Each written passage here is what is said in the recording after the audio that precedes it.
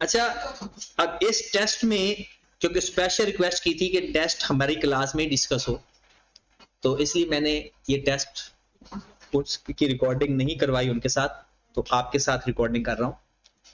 The following is the statement of financial position of DL as at December 24। Share capital, share premium पुरानी बातें, retain earning, surplus. इस surplus में एक चीज ऐसी है, ये 2 दफा ऐसा सवाल आ चुका है जब सरप्लस का ब्रॉड ऑन और कैरिड ऑन है, वरना मोस्टली सरप्लस का ब्रॉड ऑन नहीं होता था। ठीक है, अब दोनों दफा, अब जरा बस फोकस करें। टेस्ट आपके पास है ना? टेस्ट आपको वापस नहीं मिले? आपने दिया ही नहीं होगा। जाओ जाकर ना टेस्ट ले आओ मिस नूर से ना, पता नहीं वो चली नहीं कहीं, भाग के जाओ। उन लोगों के जितने भी टेस्ट मिलके आपके तो सारे वापस हो गए, किसी को टेस्ट वापस ना मिला हो? आपको नहीं मिला? अच्छा, आपने दिया वापस, बाद में दिया होगा आप। ठीक है, चलो फिर यहां से देखते रहो, या तो मैं तो कहता हूं टेस्ट वापस ले आओ, आप इधर ही बैठ के चेक भी कर लो, अगर ना भी जाओ ले आओ। उन्हें कहा कि जिन बच्चों का बाद में टेस्ट है ना वो टेस्ट दे दें, सारे टेस्ट ले आए। सॉरी, चेक हो गए, मैं ले आओ फिर। अच्छा देखिए, ये पेपर की सवाल है दोनों। मेन हमने इन 4 टॉपिक्स के बार बार इसलिए जिक्र करते हैं क्योंकि ये हमारे 35 नंबर है मिनिमम, और मैं ये नहीं कहता सारा सवाल ठीक करके आना, बस एक काम हो जाए, सारा सवाल अटेम्प्ट हो जाए, बस गलत सही वाली साइड पे तो जा ही नहीं रहे, ये इसके सारे सवाल अटेम्प्ट हो जाए। आपको क्या लगता है फाइनल अकाउंट का क्वेश्चन अटेम्प्ट नहीं होगा? हो जाएगा, कंफर्म हो जाएगा वो तो। फाइनल अकाउंट का क्वेश्चन तो पूरा हो जाएगा, चाहे सारा ही गलत हो जाए लेकिन अटेम्प्ट हो जाएगा, और उसको हमने सिर्फ अटेम्प्ट ही करना है, बाकी हमने पास करना है। बाकी पेपर से फाइनल अकाउंट हमारा बोनस है, मतलब 50 नंबर उससे पहले हमने पूरे कर लेने। फाइनल अकाउंट हमने लगना कमी कोताही के लिए कि कोई 2-4 नंबर ऊपर नीचे अगर 50 में से होते हैं तो वो फाइनल अकाउंट हमारा कवर कर दे। जी, मैंने सरप्लस के बारे में एक बात बता रहा हूं, वो जरा गौर से सुनिएगा, ये एक हिंट है कि जब भी ब्रॉड ऑन और कैरिड ऑन गिवन है ना, तो रिटेन अर्निंग से पहले मुझे सरप्लस का लेजर बनाना पड़ता है, मोस्टली, नॉट 100%। क्या बता रहा हूं? जब भी रिटेन अर्निंग सरप्लस का ओपनिंग क्लोजिंग गिवन है, एक दफा पहले सवाल आया था, मैंने पहले उसका brought on carried on find करके वहां से एक्सेस डिडक्शन फाइंड की थी 30 अमाउंट की। अब भी सरप्लस का ओपनिंग क्लोजिंग है, अगर नीचे कोई इंफॉर्मेशन ना दी हुई हो तो रिटेन अर्निंग के लेजर से पहले मैं सरप्लस का लेजर बनाऊंगा, वहां से एक अमाउंट आएगी जो रिटेन अर्निंग में इस्तेमाल होगी। ये काम मैंने करना होता है कब? जब ब्रॉड ऑन और कैरिड ऑन गिवन। अब आगे चलते हैं। 12% बैंक लोन, इस 12% का मतलब है ये रेट ऑफ इंटरेस्ट है। Trade and other payable, accrued interest, dividend payable, tax payable, ये सारी बातें पुरानी है। PPE, investment property, inventory, trade receivable, allowance, advance tax, cash and bank, कोई भी नई बात नहीं है, एडवांस टैक्स वाली बात भी आ चुकी है। आगे पढ़ते हैं। Additional information, share issue during the year, 10% bonus issue made out share premium, ये नई बात आ गई। पहले जो बोनस हम इशू कर रहे थे ना, वो रिटेन अर्निंग से दे रहे थे, क्योंकि तब शेयर प्रीमियम नहीं होता था। चले फिर यहां से देखें, गुजारा करते हैं। अच्छा, इसकी एंट्री क्या पास होगी भला? Share premium debit, share capital credit. अगर कोई कभी ऐसी एंट्री आ जाए तो आपका एक ही अकाउंट डेबिट हो रहा है और वही अकाउंट क्रेडिट हो रहा है, क्योंकि हम दोनों का सेम लेजर बनाते हैं। अगर ऐसा आए तो पूरी ट्रांजैक्शन को इग्नोर भी कर सकते हो, या एक डेबिट, एक दफा डेबिट लिख दो, एक दफा क्रेडिट लिख दो। दोबारा बता देता हूं, शो करके बताता हूं। देखिए, हमने बनाना है शेयर कैपिटल और हम बनाते हैं इकट्ठा लेजर शेयर प्रीमियम, ऐसा ही है। अज्यूम करता हूं, बल्कि अज्यूम क्या करना, लिख देता हूं। ब्रॉड ऑन मेरा कितना है, ऊपर जाकर बता दो जरा। ब्रॉड ऑन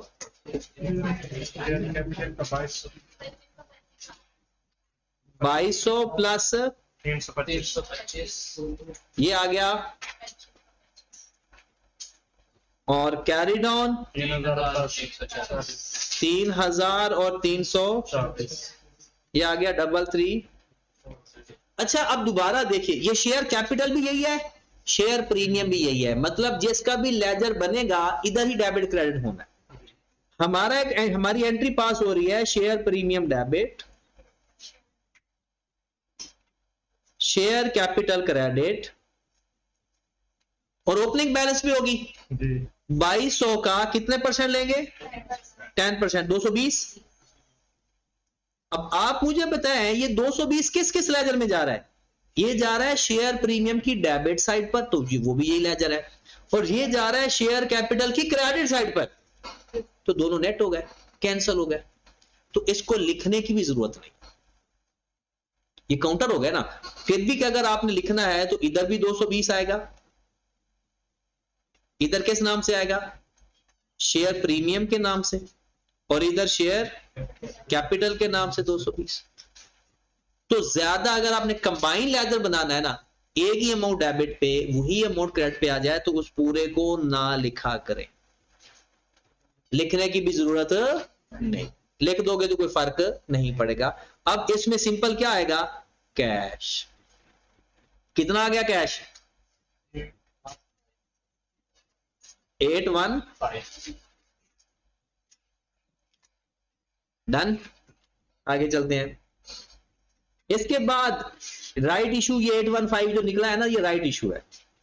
डेप्रिसिएशन पुरानी बात, an office building which had previously revalued, इसका मतलब है करंट रीवैल्यू नहीं है, सोल्ड इट्स कैरिंग अमाउंट 341, जितनी उसकी कैरिंग अमाउंट थी उसी में बेच दिया 341 का, ठीक है।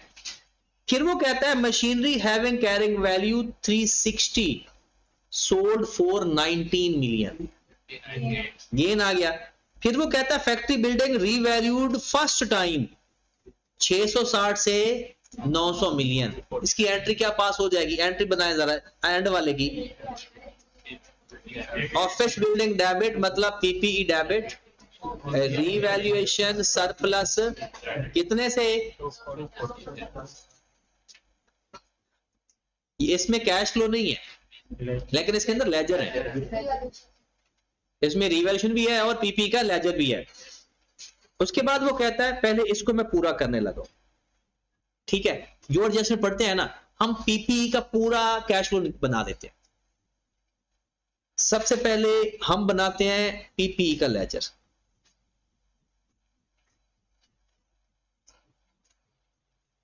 अब जाएं जरा पीपी के लेजर में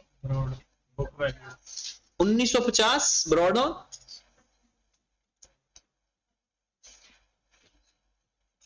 और कैरिड ऑन कितना आया 2500।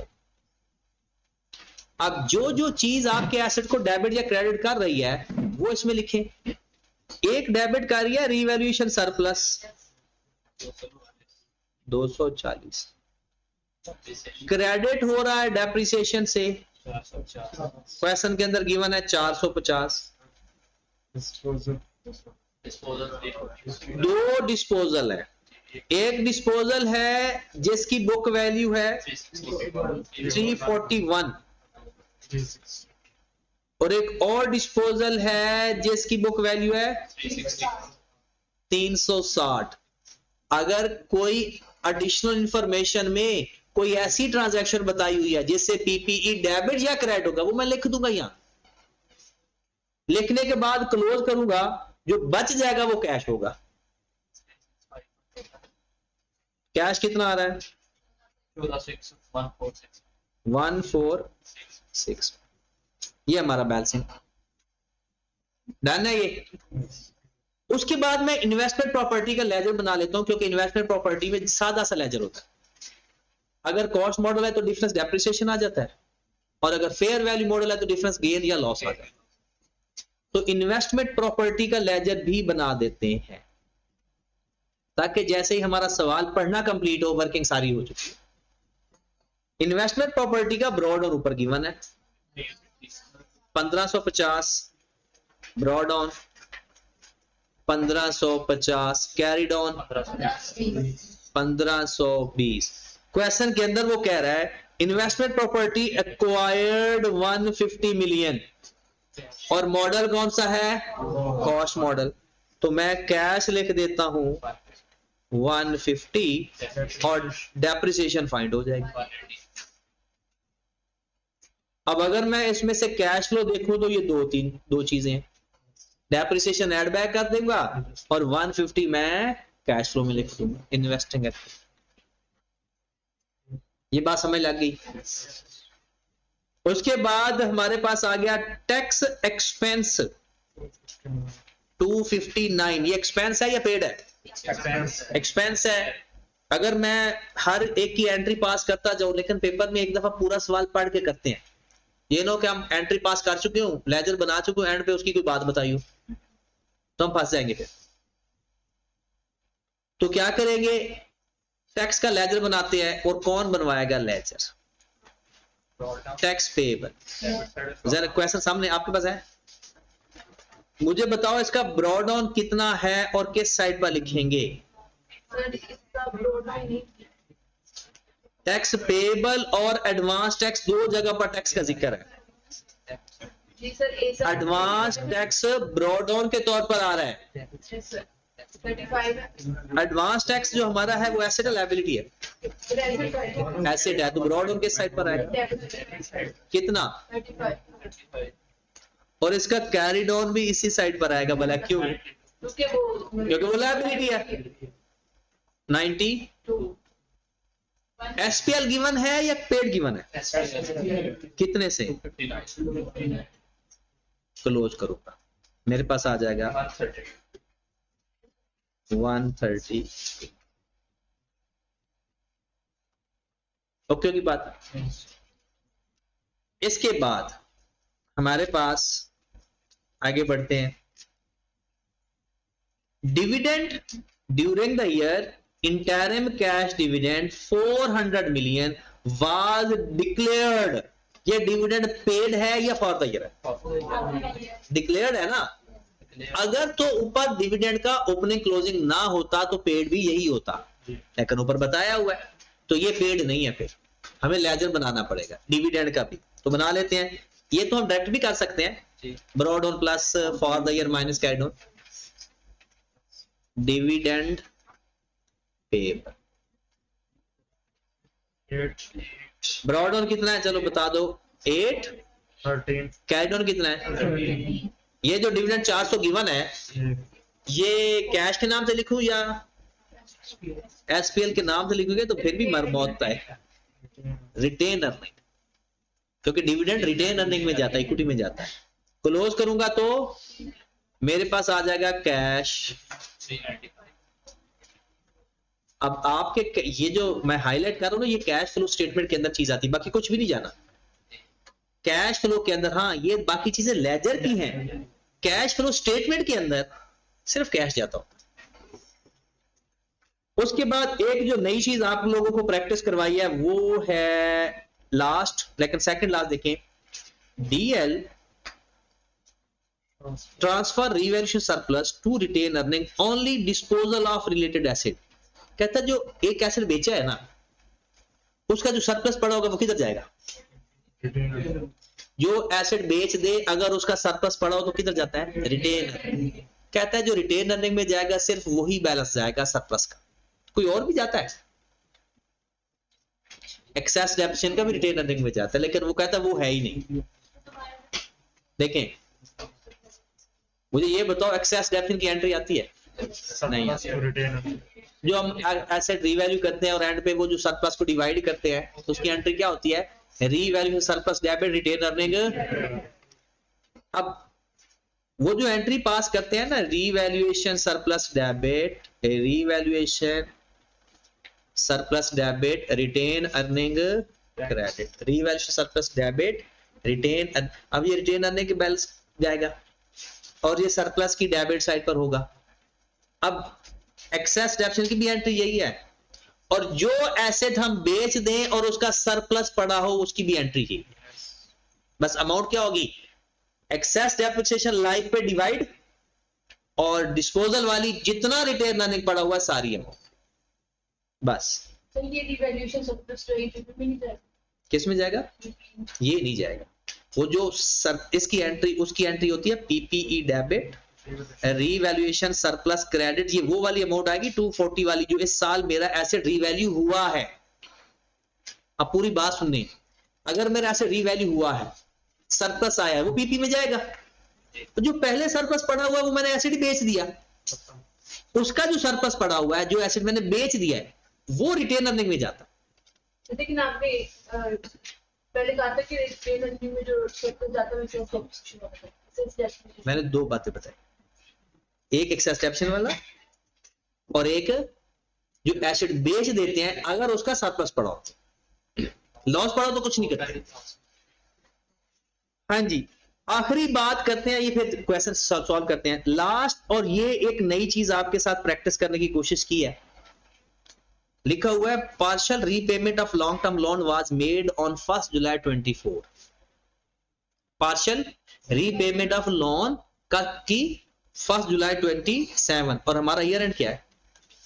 ये कोई नई चीज नहीं है, ये इंजॉयमेंट करने वाली चीजें होती हैं। सोचने वाली चीज ये थी कि हमारे पास 2000 साल कौन कौन से हैं,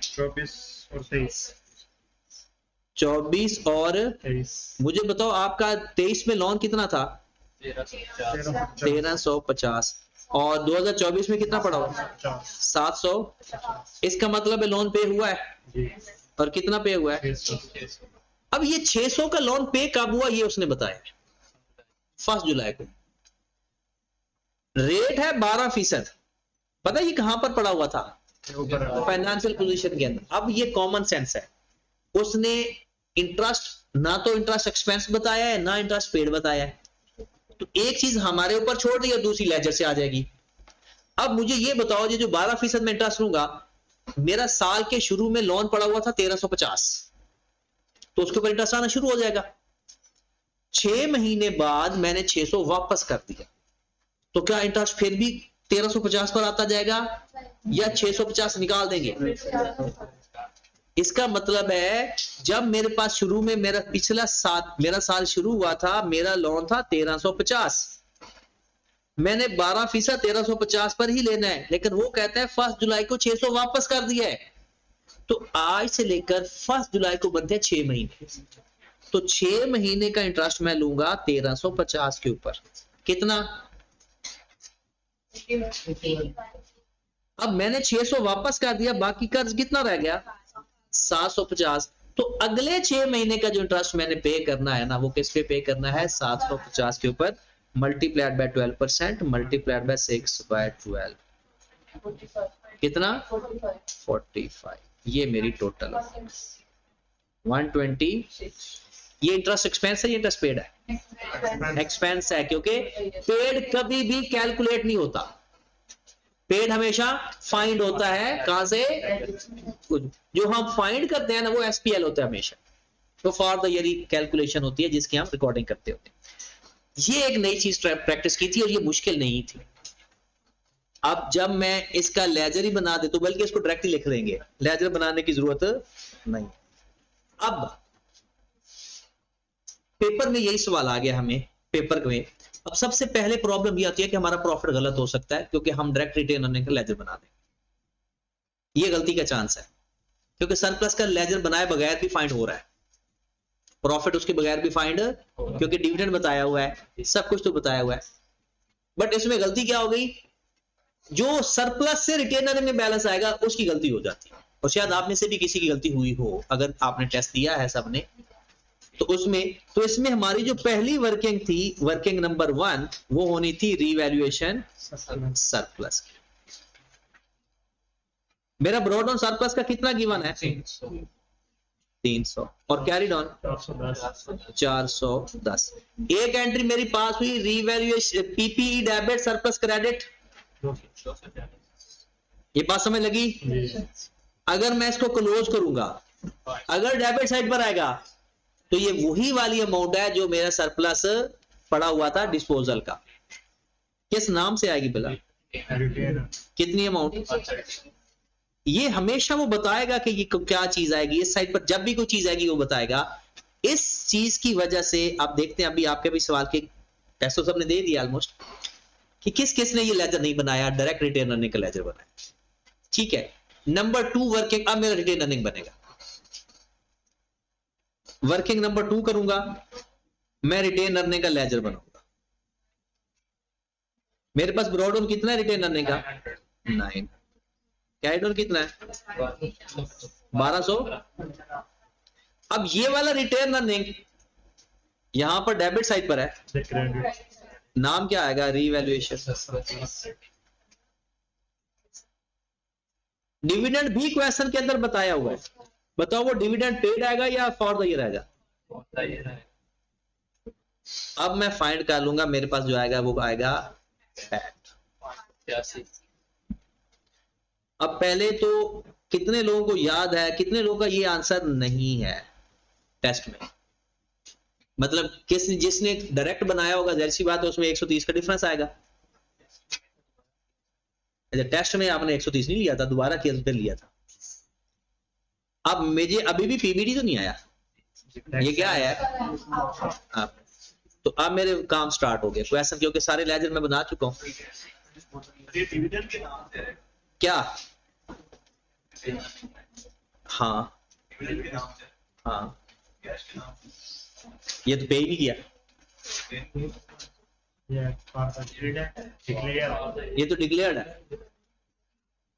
हाँ जी, आप ये कह सकते हो कि डिविडेंड पेएबल लिख सकते हो। नेक्स्ट ही क्या आएगा? Profit before tax. अच्छा, नाम लिख देंगे और काम लिख देंगे। काम क्या करना है हमने इसका? Cash flow statement for the year ended. सबसे पहले कौन सी ट्रांजैक्शन लिखेंगे? Cash flow from operating activity, और फिर लिखेंगे प्रॉफिट बिफोर टैक्स। प्रॉफिट हमारा आया 585 जी, 259 और नीचे उसने tax for the year given है 259 8। अब क्वेश्चन पर फोकस करना। इन केस मुझे ये प्रॉफिट नहीं फाइंड हो रहा, क्या आपको एडजस्टमेंट सारी मिल गई? वो पूरी कर दो। क्या आपकी इन्वेस्टिंग एक्टिविटी पूरी हो चुकी है? वो पूरी कर दो। आप अपनी फाइनेंसिंग एक्टिविटी पूरी कर दो। मतलब आपको अगर कोई एडजस्टमेंट नहीं आती तो ये कोई मसले वाली बात नहीं है, आपको जो जो आता है वो लाजमी करना है, ठीक है, और अपना टाइम सेव करना है, पेपर पूरा अटेम्प्ट करना है। अब हमने इसको क्लोज, इसके ऊपर एडजस्टमेंट करना शुरू कर दी। डेप्रिसिएशन, अब डेप्रिसिएशन 2 है, एक नहीं है। एक इन्वेस्टमेंट प्रॉपर्टी की है, और फॉर द ईयर कितनी है? 450 प्लस 180 630। अच्छा, जो आपने वर्किंग से फाइंड किया है ना, उसके साथ वर्किंग का रेफरेंस भी दिया करो, जो भी वर्किंग नंबर लिखते हो, ठीक है। उसके बाद हमारे पास इंटरेस्ट एक्सपेंस भी है 126। गेन है लॉस है? गेन और डिस्पोजल भी है 59। उसके बाद कोई और एडजस्टमेंट है या खत्म हो गई? अलाउंस लिख ले इधर, नहीं नेट करेंगे अब फिर हमें करनी पड़ेगी, क्या इधर ही लिख लेते हैं। अलाउंस में कमी आ रही है, ज्यादती हो रही है? डिक्रीज इन अलाउंस 100 माइनस होगा, ये हमारे पास आ जाएगा cash generated from, sorry, profit before changes in working capital. कितना? 1449। अब हमने लिखना है डिफरेंस, किस किस का? निशान लगा लें, यहां पर आ जाएगा पेबल नंबर 1, इधर आ जाएगा 2। क्या इसके अंदर कुछ शामिल तो नहीं था? कोई नॉन करंट एसेट का कोई मामला शामिल हो? नहीं। तो इन पहले ट्रेड पेबल कम हो रहा है ज्यादा, ज्यादा हो रहे हैं। अकाउंट पेबल इंक्रीज 195, इन्वेंट्री कम हो रही है, ज्यादा हो रही है। फिर भी देख लो इंक्रीज हो रही है कितने से, 70 से। और अकाउंट रिसीवेबल वो भी इंक्रीज हो रहे हैं यस कितने से, 2। अब ग्रॉस लेने हैं, नेट नहीं लेना, अब ग्रॉस लेने हैं। 20 ग्रॉस का 206 है या नेट का 206 है, 206। कैश जनरेटेड फ्रॉम ऑपरेशन 38 1358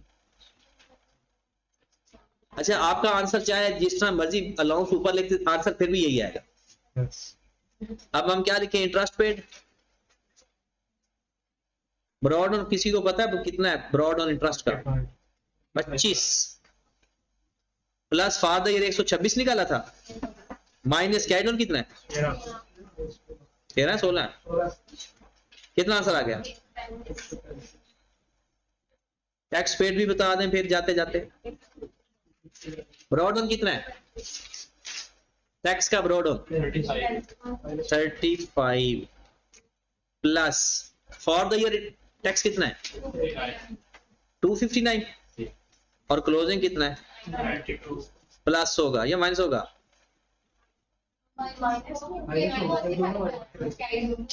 इसमें ये देखें, इसमें इस तरह से नहीं करना, इसमेे एक माइनस होना है, बल्कि आप ना लेजर ही बनाया करें। जब हमने बना लिया था कितना वर्किंग का रेफरेंस 130, हाँ जी, net cash flow from operating activity 109, purchase of PP है था, परचेज ऑफ पीपीई कितना था 1461, परचेज ऑफ इन्वेस्टमेंट प्रॉपर्टी 1, दो चीजें सेल भी की हैं, कैश फ्रॉम डिस्पोजल, पहले से कितना कैश आया, पहले से प्लस दूसरे से कितना आया, ये सबको मिल गया। ये कहां पर है देख लेते हैं, ये देखिए इसको 341 का ही बेचा है और इसको 419 का बेचा है, दोनों को प्लस किया तो कितना आ गया,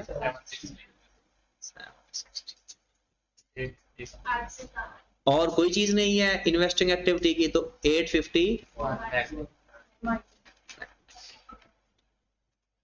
शेयर कैपिटल का लेजर हम बना चुके हैं, देखो जरा कितना चेंज आया था, इंक्रीज इन शेयर कैपिटल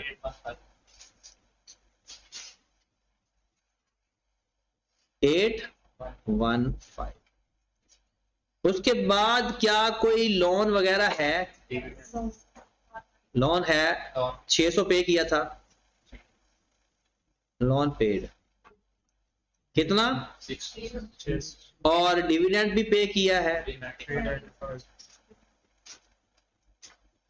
390, और कुछ पे किया है,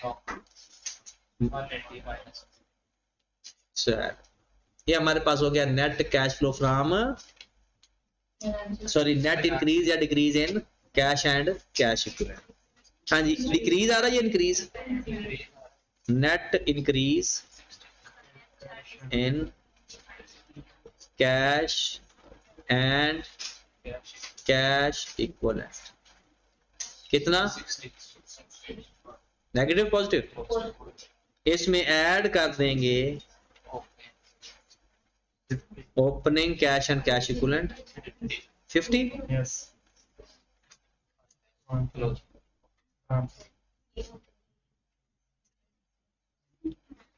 हाँ जी ये था।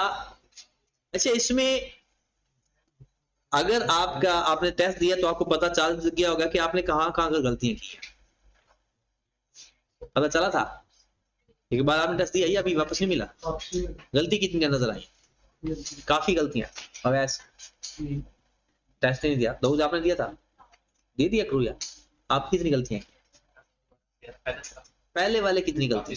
काफी सारे। यार इसमें गलतियां होनी नहीं चाहिए, इसमें तो कुछ था ही नहीं है।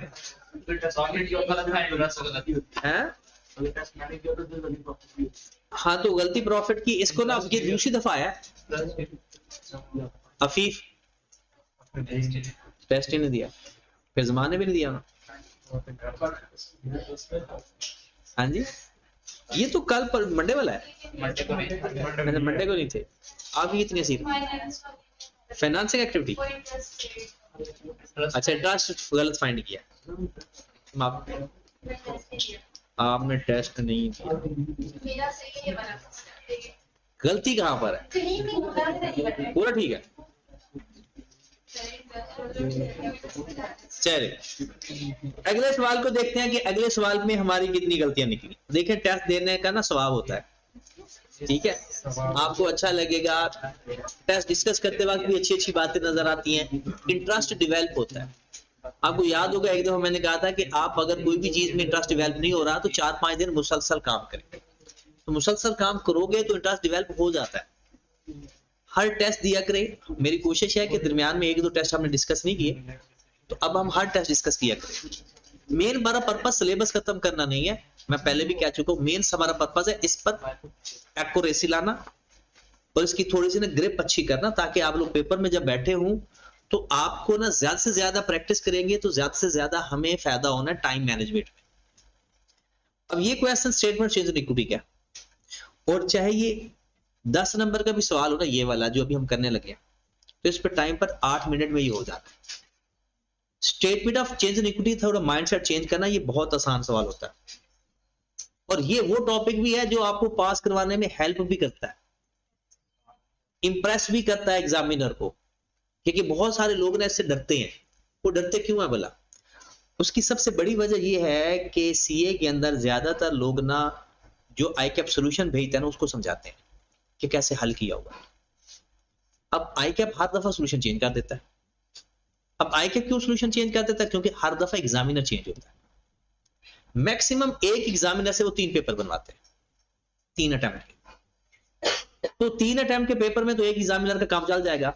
अब एग्जामिनर चेंज होगा, सॉल्यूशन का तरीका चेंज हो जाएगा।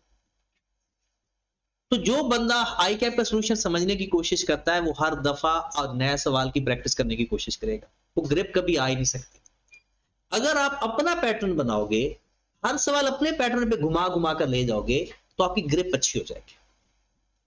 अब अगर हम statement of change in equity का ये सवाल करें, टाइम चाहे नोट कर लो, यहां मेरे लैपटॉप के ऊपर 3:08 है।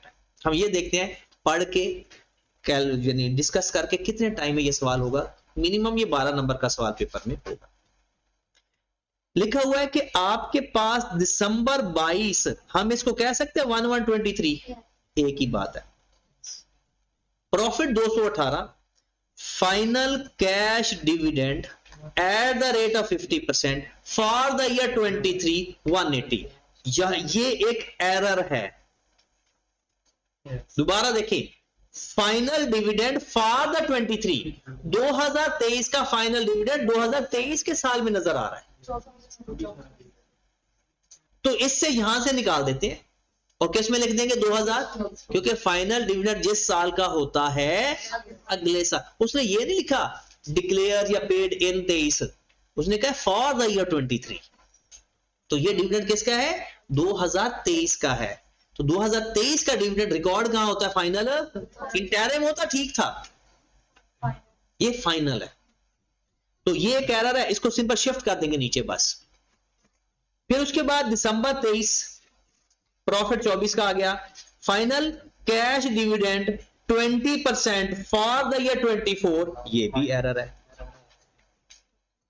Final dividend for the 24 interim होता, ठीक था। अब ये 2024 वाला कहां जाना है? 25 में, यहां से निकल जाएगा।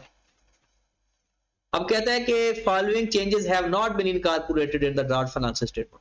कहता है हुआ ये कि ये चीजें ना नहीं लिखी, रिकॉर्ड की हुई, ये कंसीडर की हुई। कहता है it was identified, Inventory item 28 million that had been sold in 23 were included in the closing inventory. कहता है 28 मिलियन का स्टॉक हमने बेच दिया है, लेकिन रजिस्टर में क्लोजिंग स्टॉक के अंदर आ रहा है। इसका मतलब है आपने अपना क्लोजिंग स्टॉक ज्यादा किया हुआ है, कम किया हुआ है? अगर आपने क्लोजिंग स्टॉक ज्यादा किया हुआ है तो फिर तो प्रॉफिट भी ज्यादा हुआ है। तो 2023 को अगर मैं ठीक करूंगा तो क्लोजिंग स्टॉक की वजह से अपना 28 मिलियन से प्रॉफिट कम कर दूंगा, और 2024 में ओपनिंग स्टॉक की वजह से 28 मिलियन ऐड कर दूंगा, क्योंकि जिस साल का क्लोजिंग स्टॉक का फर्क होता है ना, अगले साल रिवर्स होता है, खत्म होगी बात समझ लगी? आगे बढ़ते हैं। It was decided to change the measurement base of investment property fair cost model to fair value model. Policy estimate है या एरर है? पॉलिसी मेजरमेंट बेस है तो पॉलिसी है। अगर ये पॉलिसी होती ना IAS 16 की तो उसका इफेक्ट लेते हैं प्रोस्पेक्टिव। ये है इन्वेस्टमेंट प्रॉपर्टी का, तो इसका इफेक्ट लेंगे रेट्रोस्पेक्टिव। ऐसे मानना है कि हर साल शुरू से ही ये फेयर वैल्यू मॉडल में था, तो शुरू से लेकर आज तक डेप्रिसिएशन सारी रिवर्स कर दो और फेयर वैल्यू गेन या लॉस कंसीडर कर। हमने करना है अपने तरीके से। आई कैप का सोल्यूशन या ये जो सोल्यूशन है ये भी आई कैप के तरीके पे होता है। आपने एसेट खरीदा था कब? 1/4/21 को। कितने का? 750। कॉस्ट मॉडल पे रखा हुआ था, 5% के हिसाब से आप डेप्रिसिएशन ले रहे थे, तो हम पहले तो डेप्रिसिएशन फाइंड करते हैं। वर्किंग नंबर जो भी है 1/4/19 है कि सवाल कौन सा है? 21। 750 का एसेट है, उसमें बिल्डिंग कितनी है? 30% लैंड भी है, 20% 70% बिल्डिंग है, तो बिल्डिंग कितनी है? 525 5 to 5 to 5। अब मैं क्या करूंगा, मेरा पहला साल क्या बैंड हुआ? दिसंबर 20 मल्टीप्लाइड बाय 5% मल्टीप्लाइड बाय 9/12। ये बात समझ लगी? कितना? 19.67 तो 7 ही कर दो बस। माइनस करूंगा क्योंकि WDV मेथड है। 525 में से 19.7 माइनस करो, कितना? 505.3। फिर मैं दिसंबर 22 कितना? 5273 करते, कितना बच गया? 480। दिसंबर 23 मल्टीप्लाइड बाय 5% 24। कितना बच गया? 45। दिसंबर 24 मल्टीप्लाइड बाय 5% 23 कर लेते हैं। ये डेप्रिसिएशन आ गई। ये मैं रिवर्स करूंगा या चार्ज करूंगा? क्योंकि मैं तो कॉस्ट मॉडल को छोड़ रहा हूं, मैं कॉस्ट मॉडल को छोड़ रहा हूं। अच्छा, वैसे ये डेप्रिसिएशन डायरेक्ट भी आ जाती है, वो मैं बताया था। अगर फाइंड करनी क्या करेंगे?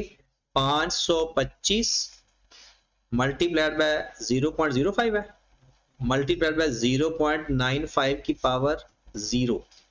पहला साल 1 करोगे, दूसरा साल 2 करोगे, तीसरा साल 4, यानी ऐसे बाद में तो बस 0.95 से मल्टीप्लाई करते जाओ। बल्कि इससे भी आसान तरीका बता देता हूं, अपना कैलकुलेटर निकालो जरा। 525 को मल्टीप्लाई करो 0.05 से, मल्टीप्लाइड बाय 9/12, कितना आ गया?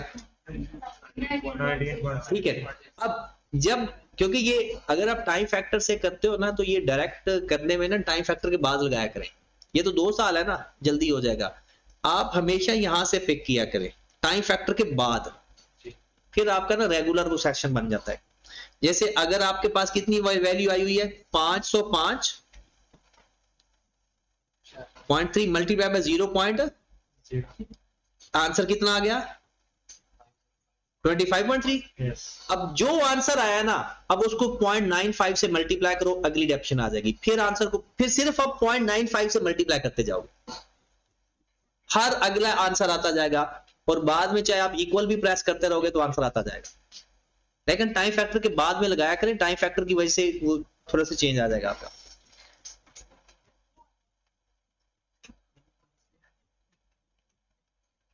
अपने पैटर्न पे चले, 2024, 2023, 2022, 2000, हमारा तो यही पैटर्न है ना। डेप्रिसिएशन रिवर्स कर दो। हाँ जी, 2021 की डेप्रिसिएशन कितनी आई है? 19.7, Yes.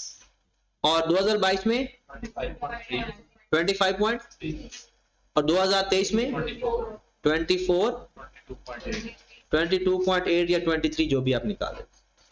उसके बाद फेयर वैल्यू गेन है तो प्लस कर दो, लॉस है तो आओ जरा अपने क्वेश्चन पे। 750 वाला एसेट आपका 770 का हो गया, 20 का गेन। 770 वाला 805 का हो गया, 35 का गेन। और ये हमने अब लिखना है, पहला रिवर्स करना है और ये चार्ज करना है। फिर 805 वाला 790, 15 का लॉस, और फिर 790 से 815 क्लोजिंग स्टॉक का इफेक्ट 28 माइनस कर देंगे, और ओपनिंग स्टॉक का ऐड कर देंगे। ये हमारा अपना पैटर्न हो गया, जाती पैटर्न।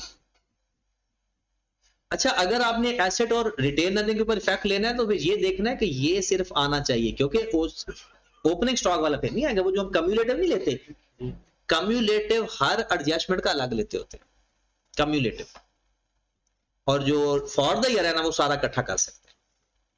So इस क्वेश्चन में हमको नहीं, जरूरत ही नहीं है। कम्युलेटिव इफेक्ट आता है एक्सट्रैक्ट के अंदर, एक्सट्रैक्ट नहीं बनाएंगे तो जरूरत ही नहीं है। और एक्सट्रैक्ट भी जब एसओएफई के पूछे। हाँ जी, profit effect for the year, पहले का 39.7, दूसरे का 60 पॉइंट, तीसरे का 19, चौथे का कितना 75 पॉइंट। अब सबसे पहला काम क्या करना, पेपर में करना, बस पता होना चाहिए ये ओपनिंग में एडजस्ट होंगे, बाकी फॉर द एक ओपनिंग में एडजस्ट होंगे। ओपनिंग कितना मारा है टोटल, ये ओपनिंग में एडजस्ट हो जाएगा, और ये हमारा माइनस हो जाएगा, ये प्रॉफिट में जाकर प्लस हो जाएगा।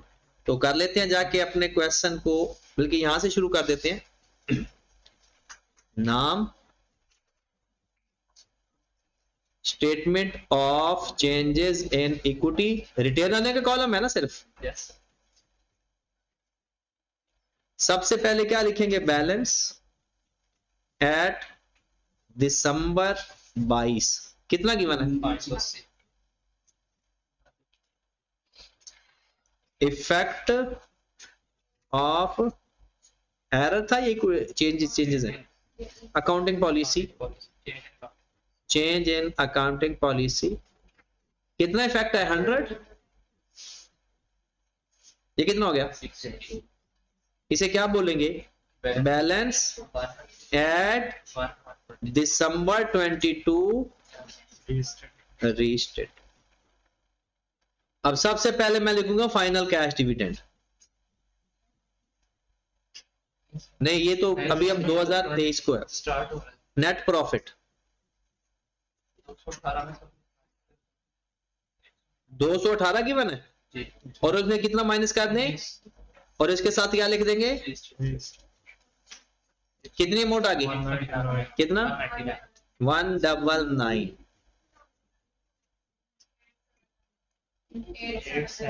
8 7 इसे क्या लिखूंगा, बैलेंस एट दिसंबर 23 रीस्टेट।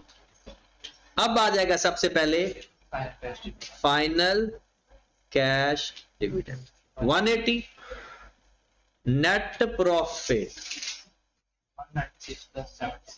196 प्लस 75.8 या 76 कर लो, 270, बैलेंस एट दिसंबर 24 कितना 97। ये तकरीबन डिस्कस करने के साथ 12 से 13 मिनट हमारे लगे हैं, और ये इसके लिए जो टाइम एलोकेटेड होता है वो होता है 10 नंबर का भी होना ये तो 18 मिनट हो गए, अगर ये 10 नंबर का भी होता तो भी ये 18 मिनट लेता। पेपर में तो हमारी डायरेक्शन डायरेक्ट होती है, हमने ना डिस्कस करना होता किसी के साथ, हमने ना किसी को बताना होता है कि हम कर क्या रहे हैं, तो सीधा आपने लिखना होता है। तो पेपर में टाइम फुल होता है, प्रैक्टिस से ये टाइम आपको समझ लगी, चीजें सही सही समझ लगना शुरू हो जाए। चले जी एमसीक्यूज निकालें। वैसे जिसने तो वो क्वेश्चन बैंक के एमसीक्यूज किए हैं अपने, तो वो तो यही सारे वहां से मुझे लगता लिए गए हैं। Which of the following would cause negative net cash flow from operating activity? कहता है कि ऑपरेटिंग एक्टिविटी में नेगेटिव कैश फ्लो किस वजह से आ सकता है?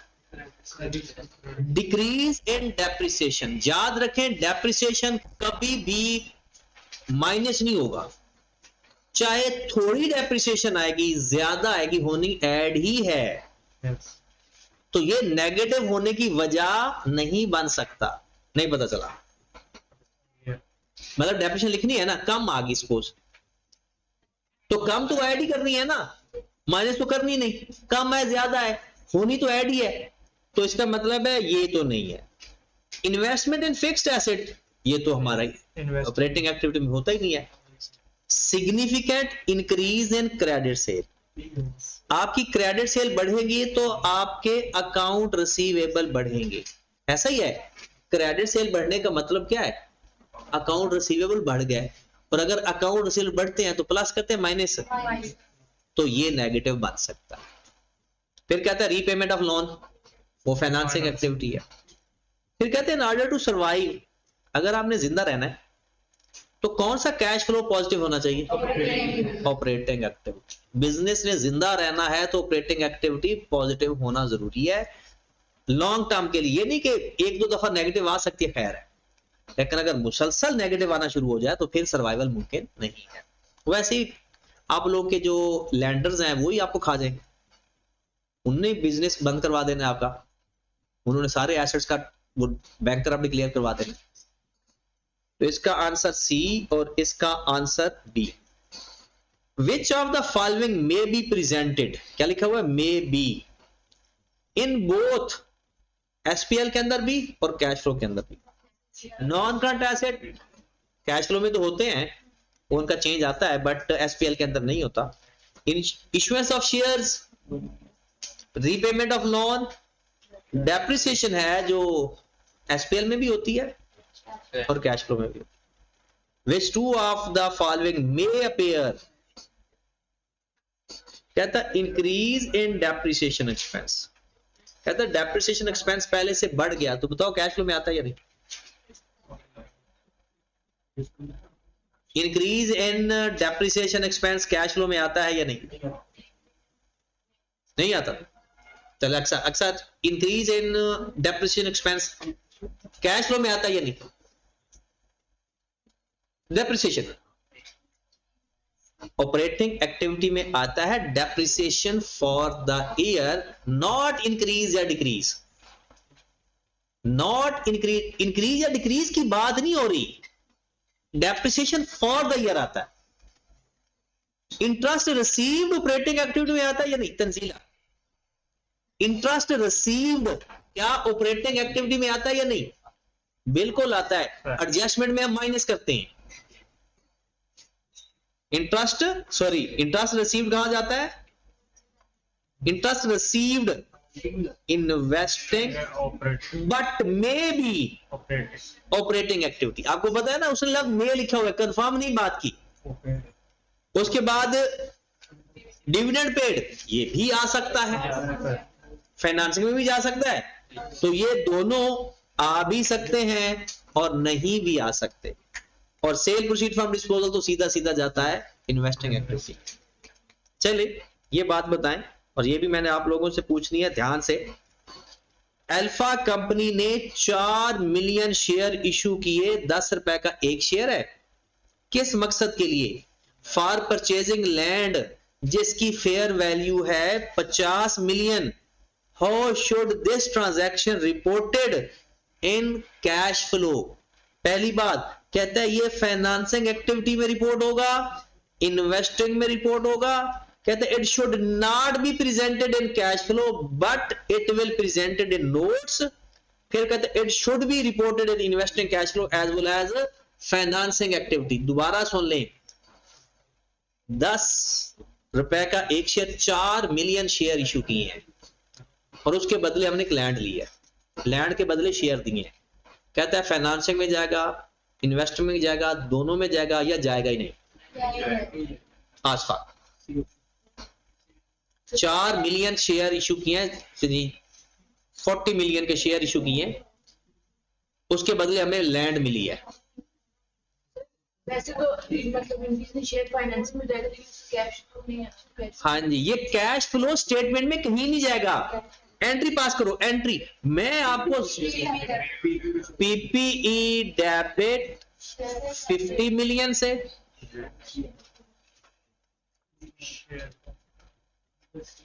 और शेयर कैपिटल क्रेडिट, तो कैश तो आया ही नहीं। तो कैश फ्लो में तो तब देखिए ये अपने अपने लेजर में जरूर जाते हैं, लेकिन कैश फ्लो में सिर्फ वो चीज जाएगी जो कैश होगी। तो हमारे पास क्या आ गया? पीपीई डेबिट 50 मिलियन से, और शेयर कैपिटल 40 से, और शेयर प्रीमियम, ये एंट्री है। तो कैश तो कहीं है ही नहीं। ये अपने अपने लेजर्स में जरूर जाएंगी, लेकिन किसी भी एक्टिविटी में ये नहीं जाते। तो हम क्या लिखेंगे? सी इसका आंसर है, it should not be presented in statement but it will be presented in notes to the financial statement, या लेजर्स के अंदर जा सकता है। नहीं पता चल रहा? हाँ पूछे। ओके, कहता है कौन सी स्टेटमेंट ठीक है? इंटरेस्ट पेड, बताना कैसे नहीं? ज़िया से पूछ रहे थे। अच्छा दोनों ज़िया है, मशवरा करके बता दे। Interest paid may be classified operating activity या इन्वेस्टिंग एक्टिविटी। ये एक स्टेटमेंट ट्रू है या फॉल्स है? Interest paid may be classified operating या इन्वेस्टिंग, ये स्टेटमेंट ट्रू है या फॉल्स है? ऊंचा ट्रू है, शीजा गलत है। क्या गलती है? इंटरेस्ट पेड या तो फाइनेंसिंग में जाता है या ऑपरेटिंग में जाता है। यहां क्या लिखा हुआ है? Investing. अच्छा ये पेड की जगह रिसीव्ड हो तो फिर ये ठीक था। अगर इंटरेस्ट रिसीव्ड ऑपरेटिंग या फाइनेंसिंग, सॉरी इन्वेस्टिंग, और इंटरेस्ट पेड ऑपरेटिंग या फाइनेंसिंग। अगली बात, चलो ये भी आप लोगों ने बताना है। Cash flow from operating activity calculated using indirect method are greater than cash flow from direct method. क्या मतलब? कम होता है? बराबर होता है, क्योंकि हमने इतने सवाल कर लिए। ऑपरेटिंग एक्टिविटी से करो, सॉरी डायरेक्ट मेथड से करो या इनडायरेक्ट मेथड से करो, जवाब हमेशा बराबर ही आता है। तो both statements are not correct. 7, ये फिर आसपास से पूछते हैं। In preparing the statement of cash flow under the indirect method, indirect method से आप कैश फ्लो स्टेटमेंट बता रहे हो। कहते हैं which two of the following added in adjustment, कौन सी दो चीजें ऐड होंगी? बोलना नहीं है, आसफा बोलेगी। Finance cost, decrease in allowance, impairment loss, fair value gain. Impairment loss of finance, impairment loss plus होती है, फाइनेंस कॉस्ट प्लस होती है, और डिक्रीज इन अलाउंस ये माइनस होता है और फेयर वैल्यू गेन भी माइनस होता है। अच्छा, रीवैल्यूएशन सरप्लस कभी नहीं आता, रीवैल्यूएशन सरप्लस कभी नहीं आता, रिवर्सल लॉस भी आता है, इंपेयरमेंट लॉस भी आता है और इनके रिवर्सल भी आते हैं, सरप्लस जहां नहीं आता। Last statement of cash flow which of the is not cash and cash equivalent, कहता है treasury bill cash and cash equivalent है या नहीं। मैंने शुरू पहले दिन लिखवाया था कि किस किस को हम कैश एंड कैश इक्विवेलेंट कहते हैं। ट्रेजरी बिल होता है, बैंक ओवरड्राफ्ट भी होता है, investment in ordinary shares of another entity held for short term trading, ये नहीं होता। आप शेयर इशू करें या शेयर लें, ये आपका कैश एंड कैश इक्विवेलेंट या ये इन्वेस्टिंग एक्टिविटी में जाएगा या फाइनेंसिंग में। जरा सुनिए, अगर मैं शेयर किसी कंपनी के खरीदता हूं किस एक्टिविटी में जाएगा, इन्वेस्टिंग में।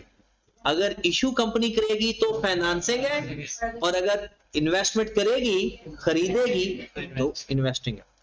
तो price bond issued by government, ये भी कैश एंड कैश इक्विवेलेंट, तो सी। ओके होगी बात। आपने अपना टेस्ट देख लें कि कहां कहां पर आपकी गलतियां हुई हैं, उनको ठीक करना है। और कोई सवाल आपके जहन में है या आपने इसके किए हैं तो अब आप लोगों के 3 टॉपिक सेक्शन बी के कंप्लीट हो गए, चौथा टॉपिक फिर कल स्टार्ट करते हैं, ठीक है। और उसके लिए आप मेंटली तौर पर प्रिपेयर हो जाएं।